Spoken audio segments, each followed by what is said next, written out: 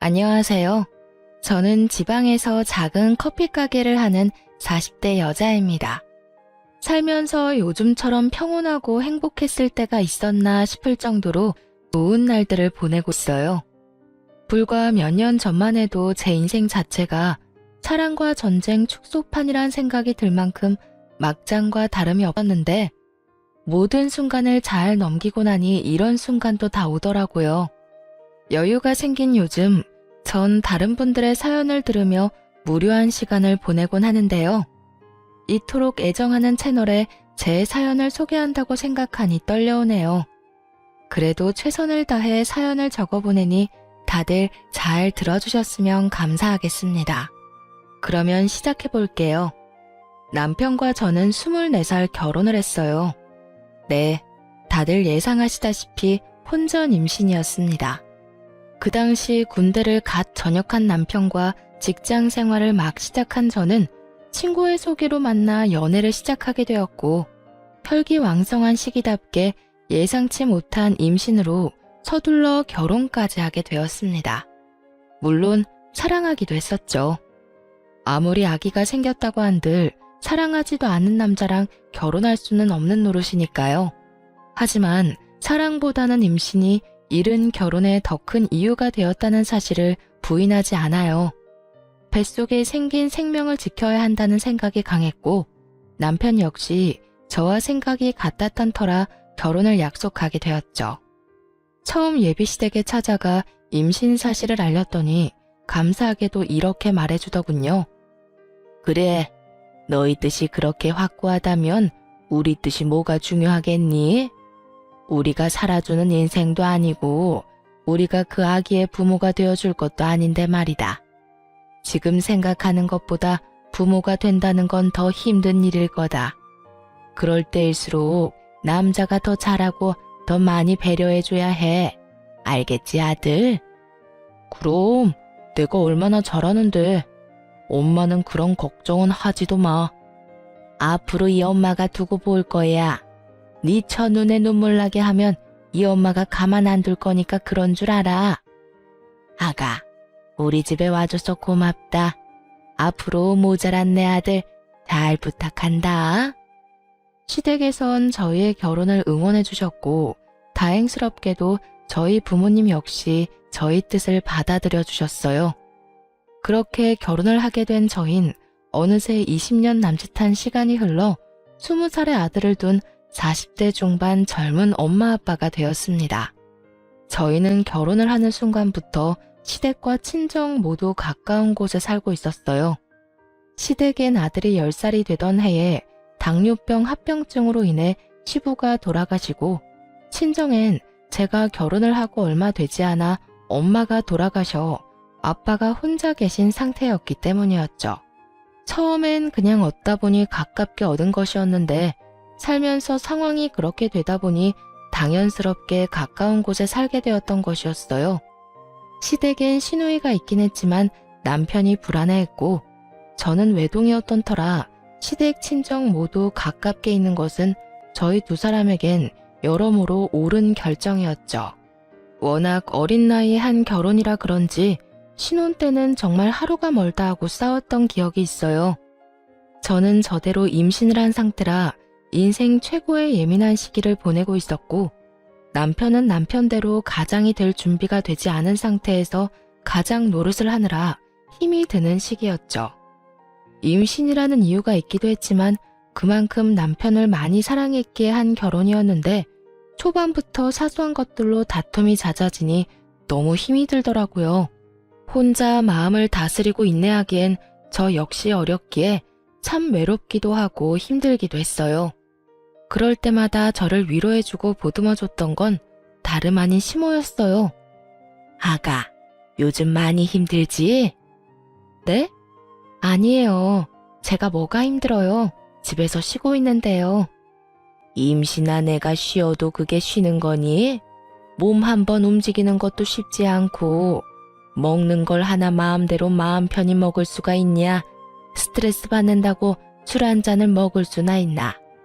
한창 놀기 좋아하는 나이에 집구석에 처박혀서 그러고 있지 않니? 말은 안 해도 너 힘든 거 다 안다. 어머님, 전 괜찮아요. 그렇지 않아도 감정선이 뒤죽박죽 하던 터라 시모의 말에 울컥하며 갑자기 눈물이 왈칵 쏟아져 내리더군요. 저의 눈에선 괜찮다는 말과는 달리 눈물이 계속해서 쏟아져 내렸고 그런 저를 어머님이 꽉 안아주시더라고요. 그래 그래, 내가 네 맘 다 안다. 나도 네 남편 어릴 때 낳아 키웠어. 엄마가 어리면 그만큼 좋은 점도 있지만 좋은 만큼 엄마가 희생해야 하는 부분도 크단다. 그래서 너희가 임신했다는 사실을 알려왔을 때 고민스럽기도 했어. 세인이가 너무 많은 희생을 해야 하는 현실을 알고 있었으니까. 그런데 세이야, 이 시기가 지나고 아기가 태어나면 이 고생들과 희생들을 다 보답받을 수 있는 날이 분명 온단다. 그날이 오기 전까진 내가 너에게 힘이 되어줄 테니 힘든 일이 있으면 언제든 내게 말하거라. 많이 힘들었던 신혼 초에 시모의 이런 말과 행동들이 저에게 얼마나 큰 위로가 되었는지 모릅니다. 시모는 늘 저의 편에 서서 저의 입장에서 생각해주며 저를 친딸처럼 아껴주셨고 시누이는 무관심으로 저에게 마음을 써주었어요. 언니, 내가 언니한테 관심이 없는 게 아니라 제가 괜히 언니 생각한답시고 나서는 게 언니한테는 스트레스일 수도 있을 것 같아서 가만히 있는 거예요. 그러니까 제가 너무 무관심하다고 섭섭해하시면 안 돼요. 저 언니 많이 좋아해요. 혹여나 제가 오해할까봐 이런 말까지 자주 해주곤 했었죠. 이렇듯 생각지도 않은 새로운 가족이 생긴 대신 세상 누구보다 제 가까운 제 편이라고 생각했던 남편이 변하기 시작하더군요. 처음엔 준비되지 않은 가장 노릇을 한다고 아기를 출산하고 난 후엔 일하고 돌아와 피곤하다는 핑계로 저와 아들을 멀리하더라고요. 그때 처음 저희 부부에게 고비가 왔던 것 같아요. 저는 그때 그 핏덩이 아들을 데리고 이혼까지 해야 하나 진지하게 고민을 하기도 했으니까요. 이런 저의 마음을 어떻게 아셨는지 시모가 저희 부부를 부르더니 그 자리에서 아주 호되게 남편에게 잡아댔었죠. 이놈아, 너 돈 버는 게 유세야? 그까짓 돈 얼마나 번다고 그딴 되지도 않은 유세질에 뻑하면 짜증이나 내고. 내가 뭘, 나 유세 부린 적도 없고 집사람한테 짜증낸 적도 없어. 어디서 거짓말이야? 너 내 앞에서도 네 마누라 홀대하면서 짜증낸 적이 한두 번인 줄 알아? 혹시 너 그런 자각도 못하고 짜증냈던 거야? 아니, 그게 아니라. 엄마, 내 말 좀 들어봐. 듣긴 뭘 들어? 안 봐도 비디오지. 너 이러려고 세이 임신시키고 결혼한다고 난리 부렸던 거야? 그 꽃다운 나이에 너 하나 믿고 애엄마가 된 세이를 이딴 식으로 대하려고? 내가 널 이딴 식으로 키웠어? 어디 꼴 같지도 않게? 네가 뭔데 남의 집 귀한 딸을 무시하고 홀대하는 짓거리를 하는 거야? 너 그딴 식으로 굴 거면 당장 세희랑 이혼하고 우리 집에 발걸음도 하지 말거라. 나는 너 같은 자식 필요 없다. 세희 역시 너 같은 인간 쓰레기 남편은 없는 게 더 나을 거니 그딴 식으로 굴 거면 이혼해. 이혼이라는 말이 시모의 입에서 나올 것이라 전혀 상상하지도 못한 남편은 많이 당황한 듯 아무 말이나 하기 시작하더군요. 엄마, 아무리 그래도 이혼이라니. 우리 아들 아직 돌도 안 됐어. 내 아들 엄마 없는 애로 키우란 말이야. 그리고 나 세희 없으면 못 살아. 내가 세희 없이 어떻게 살아? 아들과 저를 앞세워 이혼만은 피해보고자 노력했지만 시모는 그런 남편을 보며 더욱 단호하게 나오더군요. 그런 녀석이 그딴 식으로 굴었어? 그리고 너 아주 큰 착각을 하는가 본데 내 손주를 왜 네가 키워? 당연히 세희가 키워야지. 네가 지금 아들을 키울 자격이 있다고 생각해? 엄마! 양심이 좀 있어라 이 녀석아. 네가 네 아들 똥기저귀를 한번 갈아줘 봤어? 분유 한번 타줘 보기를 했어? 하물며 아들 한번 씻겨보기는 했어? 아무것도 안 하고 그저 눈으로 입으로 아들 타령만 한 녀석이 무슨 자격이 있다고 양육자 노릇을 하겠다는 거야? 엄마, 왜 이래 진짜? 여보, 가만히 있지 말고 엄마 좀 말려봐. 당신 나랑 이혼할 수 있어? 나 없이 살 수 있냐고. 갑작스런 상황 전개에 저 역시 황당해하고 있는데 그 찰나의 순간 시모가 저를 향해 재빠르게 윙크를 날리더군요. 그 순간 시모의 깊은 뜻이 이해가 되더라고요. 어머님, 이 사람도 많이 반성하고 있는 것 같은데 한 번만 용서해 주세요. 저 역시 이 사람이 밉지 않은 건 아니지만 아직 저 이 사람 사랑해요. 이 사람이 변하지 않는다면 어머님 말씀대로 이혼하는 게 맞겠지만 오늘 이 사람도 반성 많이 한 것 같고 이혼은 앞으로 이 사람 하는 거 보고 결정해도 늦지 않을 것 같아요. 그러니까 이혼 말씀은 거둬주세요, 어머님. 제가 이렇게 말하자 남편은 감격했다는 눈빛으로 제 손을 꽉 잡더군요. 그런 저희의 모습을 본 시모는 하는 수 없다는 투로 이렇게 말했어요. 세희 네 뜻이 그렇다면 어쩔 수 없지. 이 녀석아, 네 마누라한테 잘해. 나 같으면 당장 이혼했어. 너 같은 녀석 뭐가 좋다고 또 기회를 주라는 건지. 네 복 네가 차는 짓거리 하지 말고 있을 때 잘하란 말이야. 여보, 내가 미안해. 이런 상황이 되니까 내가 얼마나 잘못했었는지 알겠더라. 넌 정말 당신이 이혼하자고 하면 어떻게 해야 하나 무섭기까지 하더라니까. 내가 잘할 테니까 지켜봐줘. 정말이야. 남편은 시모의 계획대로 깊은 반성을 한 듯 했고 결혼하고 처음 맞이한 고비를 잘 넘길 수 있었습니다. 그 후 남편의 언행은 정말 거짓말처럼 변해가더군요. 우선 집으로 돌아오면 저에게 애정 표현을 아끼지 않았고 아들을 대하는 말투와 태도, 심지어 눈빛까지 다정하게 변하더라고요. 여보, 나 왔어. 오늘도 많이 힘들었지? 힘들기는 괜찮아. 당신은? 당신은 괜찮았어? 나야 당신에 비하면 누워서 떡 먹기지. 나는 말이라도 통하는 사람들하고 일하잖아. 당신은 하루 종일 말도 못하는 애랑 집에서 많이 답답하지? 내가 얼른 씻고 와서 밥 차려줄게. 조금만 기다려. 으이구, 이미 다 차려놨으니까 얼른 씻고 오세요. 에이, 내가 차려준다고 기다리라니까. 내일은 아무것도 하지 말고 기다려. 이렇듯 남편은 전혀 다른 사람이 되었어요. 그런 남편을 보며 저 역시 노력을 했고 때론 아들 둘 키운다는 마음으로 작은 일에도 남편을 지켜 세워주며 두 남자를 잘 보살폈죠. 물론 그렇게 서로가 노력한다고 한들 하루아침에 부부싸움이 없어지진 않았지만 이혼을 논할 정도의 심각한 부부싸움은 한 적이 없었습니다. 그렇게 세월은 흘러 아들이 20살이 되어 대학을 보내고 이제야 한숨 돌리고 제 인생을 사나 싶었더니 갑작스럽게 시모가 뇌출혈로 쓰러지게 되었어요. 천만다행으로 목숨엔 지장이 없었지만 하반신 마비가 오고야 말았죠. 시모 혼자서는 도저히 생활이 불가능한 상태였고 하나 있던 시누이 역시 결혼을 하며 지방에서 생활하고 있던 터라 시모의 간병은 제가 맡아야만 하는 상황이었어요. 그런 상황이 불만이었냐고요? 천만에요.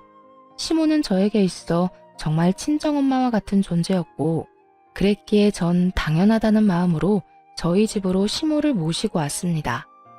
조금의 고민도 하지 않고 시모를 모시고 오는 저를 보며 남편 역시 처음엔 고마워했죠. 여보, 정말 고마워. 난 당신이 이렇게 고민도 없이 우리 엄마 모신다고 할 줄은 몰랐어. 고맙기는 별소리를 다 한다. 어머님, 당신 엄마이기도 하지만 내 엄마이기도 해. 우리 엄마가 편찮으신데 당연히 우리가 모셔야지 누가 모셔? 그러니까 당신도 싱거운 소리 하지 말고 어머님께 잘해. 부모님이 한평생 우리 곁에 있어줄 것 같지? 그렇지도 않더라. 당신도 잘 알 거 아니야. 우리 후회하지 않게 잘하자. 알겠지? 남편은 한동안 저에게 틈만 나면 고맙다고 말하며 저에게 잘하려고 노력하더군요. 하지만 그것도 잠시 남편의 본 모습이 드러나는 건 시간 문제였죠. 여보, 집골이 이게 뭐야?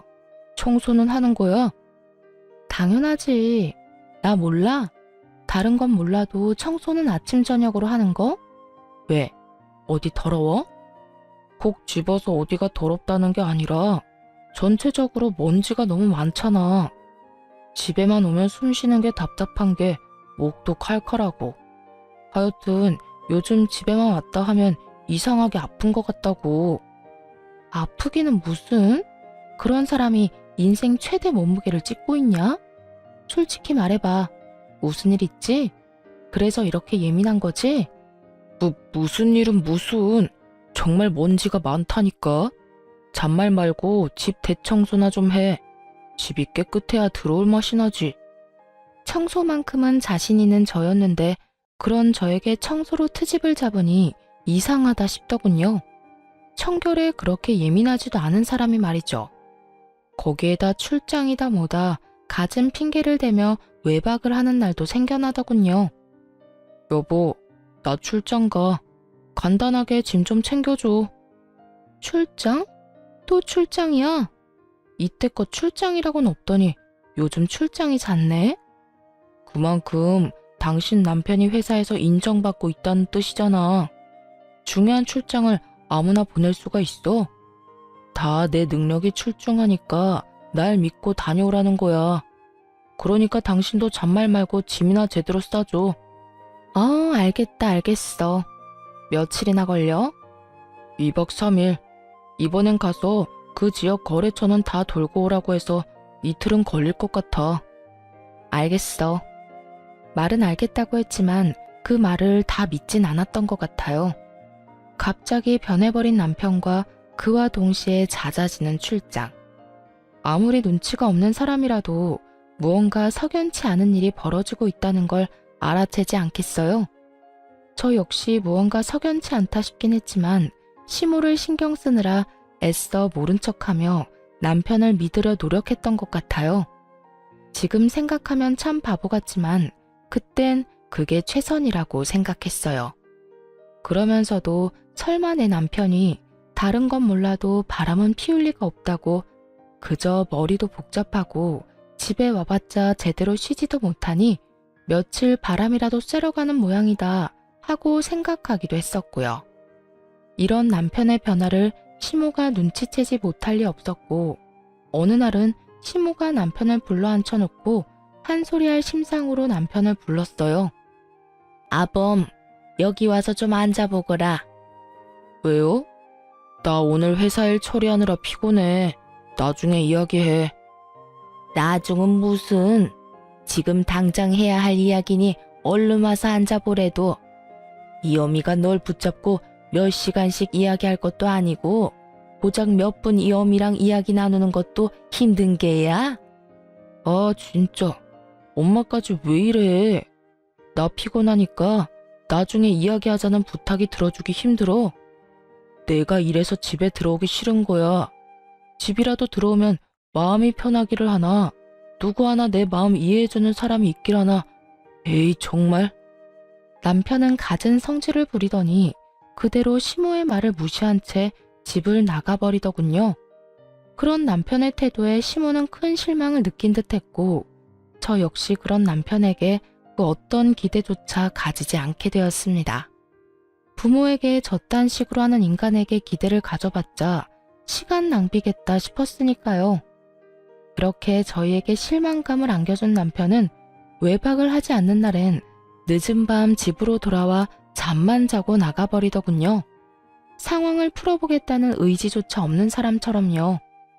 저 역시 그런 남편에게 그 어떤 행동도 취하지 않으려 그저 시모를 잘 보살피는 것에 온 신경을 쏟으려 노력했어요. 그렇게 한 집에 살지만 남남처럼 지내던 어느 날 시모가 저를 불러 앉히더니 진지한 얼굴로 서류 봉투 하나를 건네주더라고요. 그 봉투 안엔 남편이 낯선 여자와 외도를 저지르는 모습이 담긴 사진과 상간녀의 나이부터 사는 곳, 하는 일까지 세세하게 적힌 종이가 들어있더군요. 손이 덜덜 떨려오고 믿을 수 없는 사실에 생각마저 멈춰버리더군요. 그 순간 시모가 저의 손을 잡아주었고 그제야 정신을 차린 제가 마음을 가다듬고 시모에게 물었어요. 어머님, 이게 다 뭐예요? 내가 참 할 말이 없구나. 내가 아무래도 이 녀석 하는 꼴이 수상해서 돈 주고 사람을 붙여봤더니 이 녀석이 결국 너한테 이런 잘못까지 저지르고 있더구나. 어찌해야 할 바를 모르겠더라고요. 그 자리에서 무너져 내리기엔 시모의 걱정이 너무 클 것 같고 그렇다고 아무렇지 않은 척하기엔 밀려오는 배신감이 너무나도 컸으니까요. 시모는 이러한 제 심정을 다 안다는 듯 이렇게 말하더군요. 거기에다 다른 건 몰라도 외도만은 아닐 거라고 그렇게 믿고 또 믿었는데 그렇게 제 두 눈으로 다 보고 나니 상황을 받아들이게 되면서도 애써 부인하고 싶기도 한 이중적인 생각이 머릿속을 복잡하게 만들었어요. 세희야, 너 이혼해. 나 걱정하지 말고 그냥 이혼하거라. 너도 알다시피 나한테 내 한 몸 건사할 만큼의 돈은 충분히 있어. 요즘 돈만 있으면 요양원도 천국이라고 하더라. 그러니까 내 걱정하지 말고 너도 네 갈 길 가. 애도 이제 다 컸겠다. 여기서 발목 잡혀 살지 말란 말이야. 어머님, 아무리 그래도 제가 어머님을 두고 어떻게 이혼을 하겠어요. 그리고 요양원이라뇨. 아무리 좋은 요양원이더라도 자식들이 자주 오가야 하는데 아범이 그럴 리도 없고. 아무튼 안 돼요, 어머님. 아니다, 아니야. 말만이라도 고마우니 이혼하거라. 너 아직 40대 중반밖에 안 됐어. 넌 어떻게 생각할지 몰라도 아직 꽃다운 나이란 말이야. 얼마든지 새 출발할 수도 있고 아직 뭐든 시작할 수 있는 나이야. 그러니까 이혼하고 새 출발해. 평소 강직하던 시모는 이렇게 말하며 울고 있더라고요. 저에 대한 미안함과 아들에 대한 배신감이 뒤섞여 한참을 우시는데 저도 함께 울어버렸습니다. 그렇게 폭풍 같은 날이 지나고 시모는 저에게 시간이 날 때마다 이혼을 이야기하고 있었고 전 저대로 고민에 빠져 있었어요. 남편 놈만 생각하자면 당장이라도 그 머리털을 다 뽑아놓고 이혼을 해도 모자랄 지경이었지만 그렇게 이혼을 해버린다면 시모가 제 명에 살지 못할 것이 뻔했으니까요. 그렇다고 해서 어머님을 위해 그 모든 걸 인내하고 살자니 제가 화병이나 죽을 것만 같았고요. 이렇듯 저의 고민이 깊어지던 어느 날, 저의 깊은 고민을 날려주는 사건이 일어났어요. 갑자기 건강하시던 아빠가 쓰러진 것이었어요. 다행히 건강엔 이상이 없었지만 나이도 있으신지라 한동안 병원에 지내며 여러 검사와 안정을 취하기로 했습니다. 시모에 이어 아빠까지 이런 일이 일어나니 정말 심적으로 너무 힘들더군요. 거기에다 남편까지 그 모양이니 어디 마음 들 곳 하나가 없어 더욱 힘들었어요. 그런데 그런 저에게 집으로 돌아온 남편이 다짜고짜 핵폭탄급 난리를 부리기 시작했어요. 이야기 다 들었어. 장인어른 병원 입원하셨다며? 그건 또 어떻게 알았대? 엄마가 전화 왔더라. 그래서 하는 말인데 난 장인어른까지 모실 생각 없으니까 그렇게 알고 헛소리 할 생각도 하지 마. 뭐라고? 난 장인어른까지 모시고 살 생각 없다고. 우리 집이 요양원도 아니고 아픈 사람은 우리 엄마 한 명만으로도 버거워. 그러니까 장인어른 쓰러졌다는 핑계로 우리 집에 모시고 올 생각은 하지도 말라고. 난 두 노인애들 책임질 생각 따윈 없으니까. 제가 시모에게 어떻게 했는데, 그리고 지금까지도 제가 시모를 어떻게 모시고 있다는 걸 뻔히 다 보고 있는 남편놈이 있단 말을 하니 정말 저게 인간이 맞나 하는 생각마저 들더군요. 아무리 상간녀에 미쳐 제정신이 아니라고 한들 인간으로서의 도리가 있는 것인데 그 순간 남편 새끼는 도리란 없는 인간처럼 굴고 있었어요. 저희 아빠, 저도 생각 같아선 집에서 모시고 싶은 마음이 굴뚝이었습니다. 하지만 아시다시피 여자 힘으로 아무런 도움도 없이 혼자 아빠를 돌본다는 것이 거의 불가능에 가까운 일이란 걸 저는 누구보다 잘 알고 있었어요. 그랬기에 슬프고 죄송하지만 애초에 집에서 모시는 것이 아닌 필요할 시에 따라 병원 신세를 져야만 한다고 각오도 하고 있었고요. 그런데 남편 놈이 그딴 소리를 하니 저 역시 참을 수가 없더군요. 책임? 언제부터 네가 어머님을 책임지고 있었다고 감히 책임이란 단어를 입에 올리는 거야? 넌 어머님이 우리 집에 오는 그 순간부터 이 집에서 한 거라곤 먹고 자고 싼 거밖에 없어. 그런 주제에 감히 뭐? 책임? 야, 지나가던 개가 웃겠다. 그리고 네 엄마는 모시는데 왜 우리 아빠는 안 된대? 네가 무슨 자격으로? 우리 아빠를 어디에 모시건 내 자유고 내 마음이니까 넌 상관하지 말고 하던 대로 살아. 늘 그렇듯 집에 신경 끄고 살라고. 금방이라도 아빠를 모시고 살 것처럼 구는 저의 태도에 남편 놈은 머리를 쓸어넘기며 저를 노려보더군요. 한참을 노려보고 서 있던 남편은 이내 저에게 이혼을 통보하기 시작했어요. 내가 말했지. 난 절대 장인어른까지 모실 생각 없다고. 당신이 정 장인어른까지 끼고 살고 싶으면 나랑 이혼하고 모셔. 이혼이라는 말이 혀끝에 달려있는 사람이 누군데 적반하장도 유분수지 잘도 이혼하자고 짓거리더군요. 지금 이혼이라고 했니? 그래, 나는 죽어도 장인어른까지 모시는 꼴은 못 보겠고 당신은 죽어도 장인어른을 모시고 싶은 거잖아. 그러니 어쩌겠어. 이혼이라도 해야지. 그런 줄 알고 이혼 준비나 해도. 그래, 이혼해. 누가 무서워할 줄 알아? 잘 됐네. 근데 말이야, 너 이혼 사유는 너한테 있는 거 알지? 뭐? 이혼 사유? 그래, 네가 네 아빠 모시고 싶어서 이혼하는 거니까 이혼 사유는 너한테 있는 거지. 그러니까 내 아들도 재산도 아무것도 너한테 못 주니까 네 짐 챙겨서 이 집에서 나가. 뭐? 몸만 나가라고? 네가 인간이니? 그래도 내가 20년 동안 너한테 한 게 있는데 어떻게 나한테 이딴 식으로 할 수가 있어? 20년 동안 살았으니까 위자료 청구는 안 하고 몸만 내보내주는 거야. 네가 나한테 따지고 들 게 아니라 오히려 고마워해야 하는 거라고. 아, 우리 아들 얼굴은 가끔 보게 해줄게. 그건 걱정하지 마. 이 와중에 저에게 위자료 한 푼도 아까웠는지 유책 배우자를 저로 몰고 가기 시작하더군요. 어찌나 뻔뻔한지 그 뻔뻔한 면상을 확 걷어차주고 싶은 심정이었어요. 거기에다 외도까지 저지르고 있는 주제에 감히 아들까지 입에 올리다니. 저의 전투 의지가 활활 불타오르는 것이 다 느껴지더군요. 아, 그래. 이런 말이 있지. 길고 짧은 건 대봐야 한다고. 두고 보자. 재산은 누구한테 더 많이 주어질지, 우리 아들은 누가 데리고 가게 될지, 거기에다 위자료는 누가 누구한테 주게 될지 말이야. 뭘 상상하든 그 이상을 겪게 될 테니까.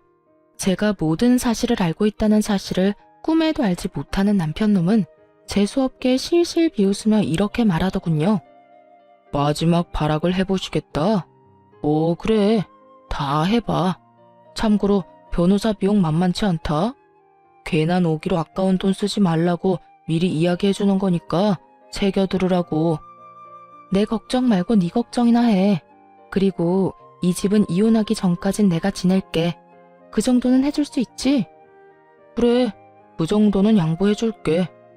어차피 엄마 병원 알아볼 동안은 엄마 병수발 들 사람이 필요하기도 하고 너도 이 집하고 엄마한테 인사는 해야 할 테니까. 그럼 법원에서 보자. 남편은 의기양양한 태도로 집을 나갔고 도끼를 가득 품은 채 이혼을 준비하게 되었습니다. 우선 전 남편에게 위자료 청구를 함과 동시에 상간녀 소송까지 걸어버렸고 모든 사실을 한 남편에게서 전화가 왔더라고요. 너 미쳤어?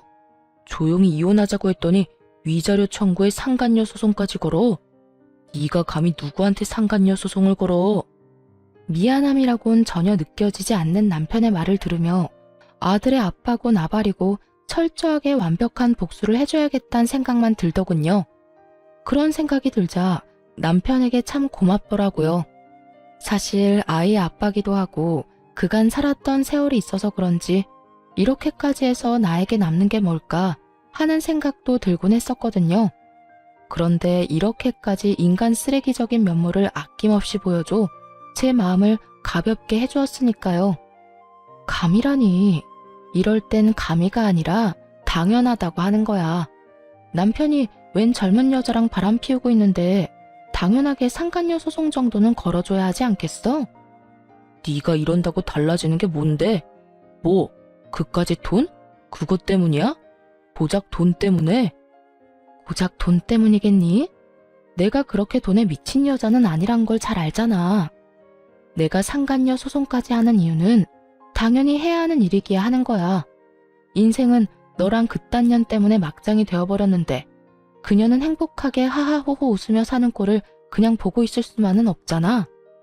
너도 그년도 적어도 인간이면 소송하는 중에 최소한 내가 저지른 불륜이 법에 위반되는 나쁜 일이구나 하는 정도의 생각은 하겠지. 그러니까 부디 아무 의미 없는 소송이 아니길 바란다. 알겠냐? 제가 이런 말까지 했는데도 불구하고 남편과 상간녀는 전혀 반성 따위는 모르는 사람처럼 굴더군요. 소송을 하는 내내 제가 보란 듯이 남편은 상간녀를 옆에 끼고 다니며 조롱했고 상간녀 역시 저를 무시하는 말들을 서슴없이 하며 남편의 품에 안기는 행동을 하기도 했으니까요. 꼴이 그게 뭐야? 하긴 두 노인네 뒷바라지하느라 정작 본인 챙길 시간은 없나 봐. 어머, 아무리 그렇다고 해도 무슨 여자가 립스틱 하나 안 발랐대? 저런 꼴이니 오빠가 한눈이나 팔았겠지. 오빠, 걱정 마. 난 오빠랑 결혼해도 절대 망가지지 않을 거니까. 늘 이 모습 그대로 오빠 곁에 있을 거야. 꼴값도 참 여러 가지로 한다 싶었어요. 그런 두 사람의 모습을 보는데 화가 나기는커녕 약조차 오르지 않더군요. 그저 이런 생각만 가득했어요. 그래, 많이 웃어도, 웃을 수 있을 때 많이 웃어도 언제까지 웃을지 모르겠지만 말이야. 오빠, 저 여자 뭐래? 자기가 뭔데 웃으라 말아야. 혹시 이혼한다는 충격이 너무 커서 미쳐버린 거 아니야? 그런가? 그러고 보니 눈빛도 살짝 이상한 것 같기도 하고. 안 되겠다. 얼른 가자. 괜히 불똥 튈라. 두 사람이 그러거나 말거나 정말 저는 아무렇지 않았어요. 저의 계획은 이제 시작이었으니까요. 일단 소송은 저에게 유리하게 끝이 났어요. 재산 분배는 물론 양육권까지 당연히 저에게 유리하게 끝이 났고 이러한 결과를 전 남편은 받아들이지 못하는 듯 했지만 항소는 하지 않더라고요. 당연히 항소할 줄 알았더니 쉽게 포기하네. 그까지 푼 돈 너 가져. 다 줄 테니까. 난 어차피 엄마 죽으면 받을 재산 많으니까 그까지 돈 없어도 되지만 돈 아니잖아. 너도 알지? 우리 엄마 깔고 앉은 돈 많은 거. 말이야 바른 말이라고. 너도 그 돈 노리고 이때껏 걷지도 못하는 노인네 똥수발까지 들어가며 그 수고를 한 거 아니냐. 그런데 어쩌냐? 그 노고가 헛된 고생이 되어버렸네? 그래도 뭐 한 푼도 못 받은 건 아니니까 너무 억울해 말라고. 이제 이혼도 했으니까 앞으로 두 번 다신 보지 말자. 역시는 역시라고.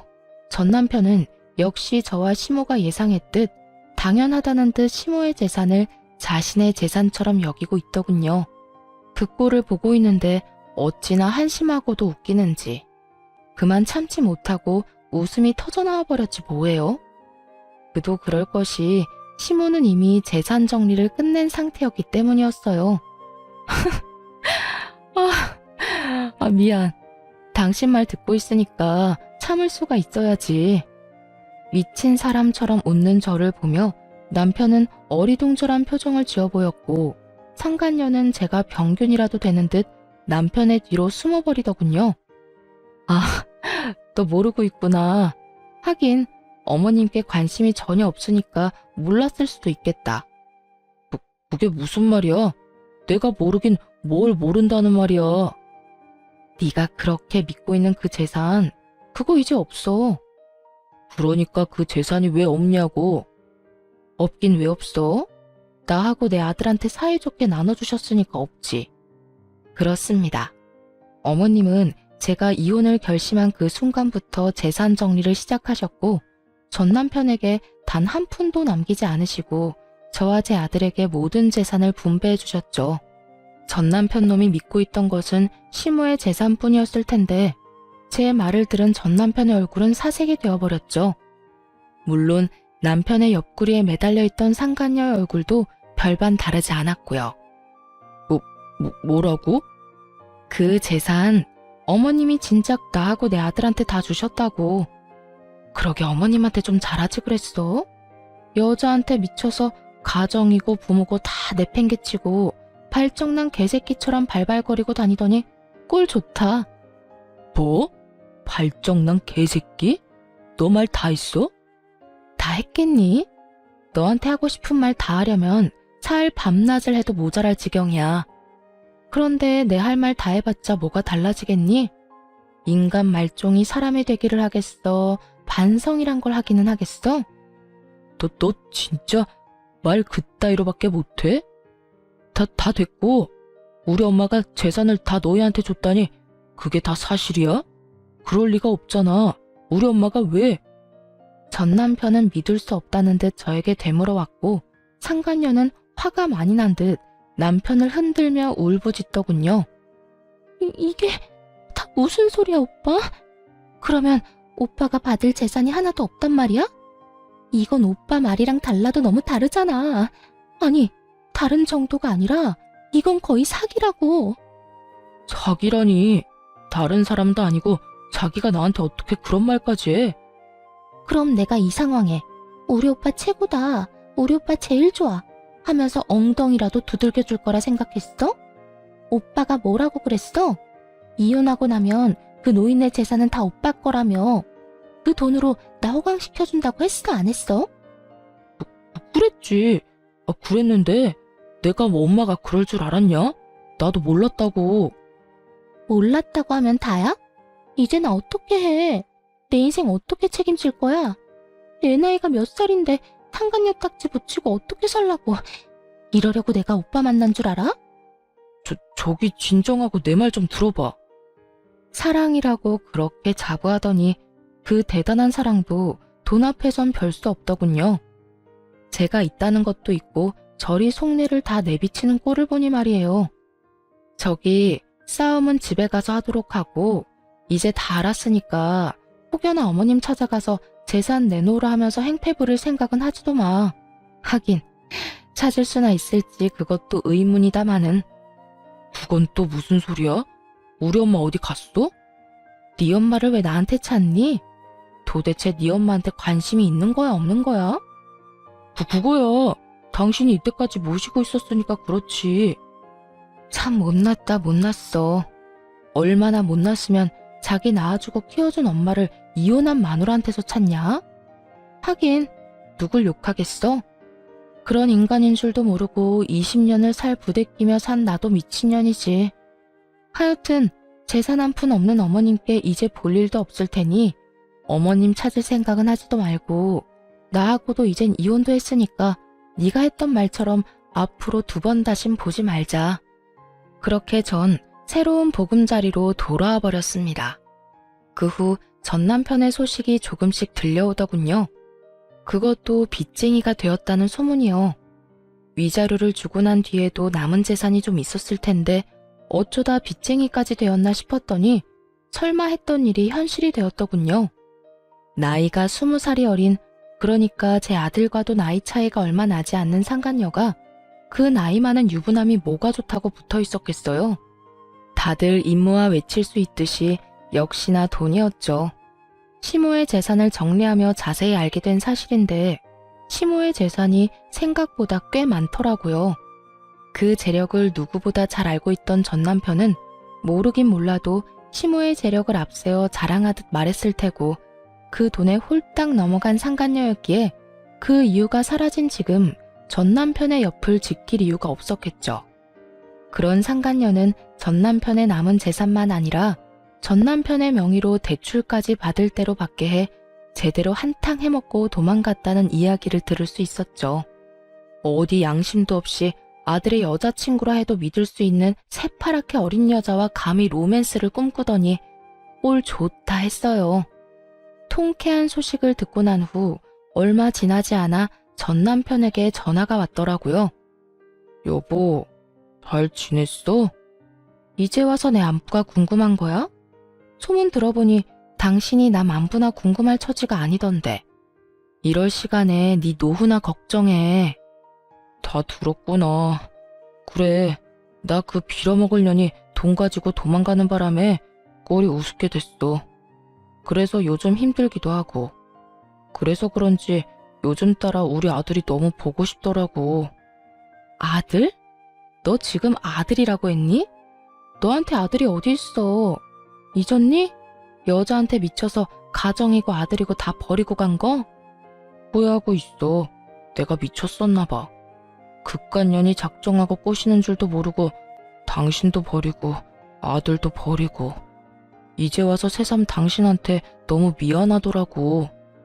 입에 침이 나바라고 거짓말하지 그래? 나한테 미안하기는 개뿔. 다 듣기 싫으니까 하고 싶은 말 있으면 얼른 하지 그래. 그게 나 우리 아들 얼굴 한 번만 보여주면 안 될까? 정말 다른 뜻이 있는 게 아니라 아들이 너무 보고 싶어서 그래. 아들이 보고 싶다니 정말 구역질이 나더군요. 거기에다 다른 뜻이 있는 게 아니라는 걸 보니 다른 뜻이 있음이 뻔히 보였어요. 그건 바로 아들이 물려받은 재산임이 분명했고요. 개소리하고 있다. 다 됐고 내 아들은 너 보기 싫대. 너 죽어도 장례식장에도 갈 생각이 없다고 하더라. 그런 줄 알고 두 번 다시 연락도 하지 말고 우리 앞에 나타날 생각도 하지 마. 알겠어? 여보, 그러지 말고 정 얼굴 보여주는 게 힘들면 정말 이런 말까지 하고 싶지 않았는데 돈 좀 주면 안 될까? 나 정말 돈이 한 푼도 없어서 그래. 그년이 대출까지 있는 대로 받아서 도망가는 바람에 내 월급으로 감당도 안 되고 퇴직금도 진작 다 당겼어서 큰돈 구할 데도 없어. 나 지금 오갈 데도 없어서 찜질방에서 지내. 한 푼도 없긴. 찜질방 갈 돈은 있나 보네. 그렇게 야박하게 굴지 마. 그래도 우리가 함께한 세월이 20년이 넘는데 그까지 푼돈 좀 주는 게 힘들어? 당신이 돈이 없는 것도 아니잖아. 재산도 한몫 잘 뜯어갖고 엄마한테 받은 재산도 꽤 될 거 아니야. 20년 세월이 있는데 넌 젊은 여자랑 바람나서 다 버리고 갔어? 자기가 버릴 땐 언제고 이제 와서 20년? 대가 진짜 기가 막힌다. 어쨌든 돈이 차고 넘쳐서 뗄감으로 쓰는 한이 있어도 너 줄 돈은 없으니까 전화 끊어. 그렇게 저는 전화를 끊어버렸고 그 후론 연락이 닿는 일은 없었어요. 저뿐 아니라 아들까지 번호를 바꿔버린 것은 물론이고 집도 다른 지역으로 이사를 해버렸거든요. 그 후론 전 잘 지내고 있습니다. 물론 시모도 함께요. 이혼하고 난 후 시모는 저를 밀어내기 바쁘셨어요. 난 됐으니까 니들끼리 잘 살거라. 너희한테 내 재산 다 준 것도 아니고 나 죽을 때까지 쓸 만큼은 남겨놨어. 이 돈으로 요양원에 들어가든 실버타운을 들어가든 하면 되니 나는 신경 쓸 필요 없어. 어머님, 말이 되는 소리를 하세요. 제가 어머님 두고 어딜 가든 잘 살 거라 생각하세요? 어머님 손주는 또 어떻고요? 어머님 모시고 안 가면 자기도 안 간다고 난리도 그런 난리가 또 없다고요. 그러니까 그만 고집 부리고 따라 나서요. 얘가 왜 이렇게 사람을 못 살게 굴어? 나는 가기 싫다니까. 정말이야. 너한테 짐이 되기 싫어서 그러는 게 아니라 내가 정말 너랑 살기가 싫어서 그래. 그런 식으로 말씀하시면 알겠습니다. 사시는 동안 평안하세요.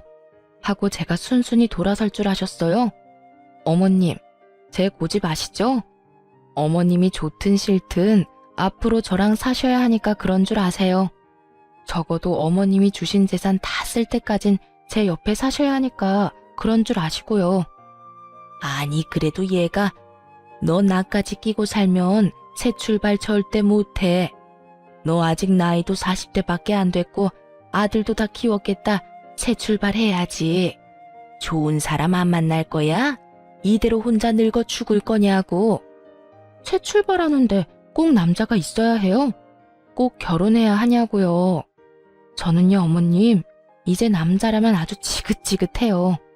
이제 겨우 아들 다 키워놓고 즐기면서 살 날만 남았는데 또 새로운 남자랑 살면서 그 뒷바라지를 또 하라니.